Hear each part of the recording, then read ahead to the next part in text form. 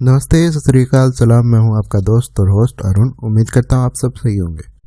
दोस्तों, आज की कहानी जुर्म की दुनिया में उस गैंगस्टर की है जिसने अपने बॉयफ्रेंड के साथ मिलकर कई बैंक डकैतियां और कई हत्याओं को अंजाम दिया। अमेरिका की हिस्ट्री की मशहूर लेडी गैंगस्टर के जन्म के बाद उसके गैंगस्टर बनने और इस लेडी गैंगस्टर की मौत की कहानी इतनी दिलचस्प है कि इस पर मूवी भी बनाई जा चुकी है। ये story Bonnie and Clyde case की है। बोनी पार्कर का जन्म 1910 में अमेरिका के टेक्सास में हुआ। उसके 2 भाई बहन थे।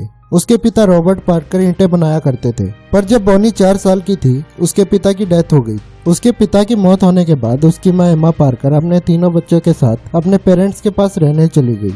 हाई स्कूल के सेकेंड ईयर में उसकी मुलाकात रॉय नाम के एक लड़के से हुई। दोनों ने स्कूल छोड़ दिया और 25 सितंबर 1926 को दोनों ने शादी कर ली। बोनी के 16वें जन्मदिन के 6 दिन पहले वो दोनों अलग हो गए, पर उन दोनों ने कभी डिवोर्स नहीं लिया। उसके बाद वो अपनी माँ के साथ रहने लग गई और वहीं वेटर का काम करने लगी। वहीं दूसरी तरफ क्लाइड बैरो का जन्म 1908 में टेक्सास में एक गरीब परिवार में हुआ था। क्लाइड के 7 भाई बहन थे और क्लाइड पढ़ाई लिखाई में कुछ खास अच्छा नहीं था।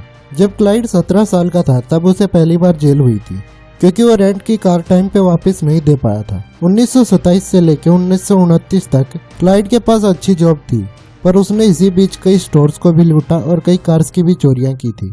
इसी दौरान 1930 में एक करीबी दोस्त के जरिए उसकी मुलाकात बोनी पार्कर से हुई और दोनों अच्छे दोस्त बन गए। पर 30 अप्रैल 1930 में एक कार की चोरी के लिए क्लाइड को जेल जाना पड़ा, पर बोनी की मदद से क्लाइड जल्द ही जेल से भाग निकला। लेकिन कुछ दिनों बाद ही वो दोबारा पकड़ा गया और फिर से उसे जेल में डाल दिया।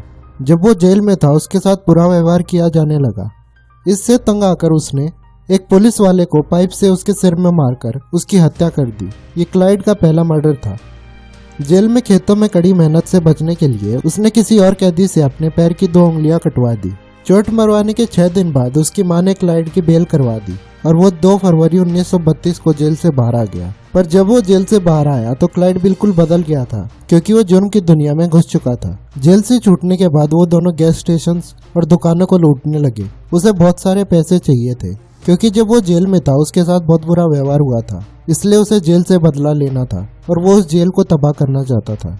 एक गन स्टोर से गन लूटते हुए बोनी पकड़ी गई, पर वो जल्द ही जेल से छूट गई। 30 अप्रैल 1932 को एक स्टोर लूटने के दौरान क्लाइड ने स्टोर के मालिक को मार दिया। जब स्टोर के मालिक की पत्नी ने पुलिस में कंप्लेंट की तो पुलिस स्टेशन में क्लाइड की फोटो देखकर उसे पहचान गई, पर पुलिस क्लाइड को कभी नहीं पकड़ पाई। 5 अगस्त 1932 को क्लाइड और बोनी ने एक लॉ ऑफिसर मोरे को मार दिया और इसके अलावा 5 और लोगों का कत्ल किया। दोनों मिलकर अब अमेरिका के दूसरे शहरों में लूटमार करने लगे और साथ ही लोगों को किडनैप भी करने लगे थे। उन दोनों ने कई पुलिस वालों का भी कत्ल किया और जेल से कैदियों को भगाकर अपनी गैंग में लेने लगे थे।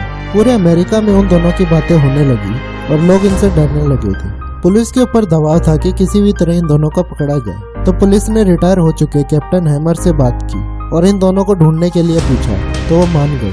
23 मई 1934 को बोनी और क्लाइड दोनों कार में बैठकर किसी को लूटने जा रहे थे। इसी दौरान हैमर को ये खबर मिल गई कि दोनों एक ही कार में सफर कर रहे हैं, तो हैमर ने एक टीम बनाई और लुइसियाना के हाईवे पर बोनी और क्लाइड की कार को चारों तरफ से घेर लिया और उनकी कार पर फायरिंग शुरू कर दी। इसमें बोनी और क्लाइड दोनों मारे गए। पुलिस के द्वारा बताया जाता है कि इन दोनों ने मिलकर 13 मर्डर और कई डकैतियां की और कई लोगों को किडनैप भी किया था। इन दोनों की मौत के बाद 1992 में Bonnie and Clyde a true story के नाम से एक मूवी भी बनाई गई है। कैसी लगी दोस्तों ये कहानी, कमेंट में लिखकर जरूर बताएं। वीडियो को लाइक करें और ऐसी ही स्टोरी सुनने के लिए चैनल को सब्सक्राइब और बेल आइकन को प्रेस जरूर करें। Thank you.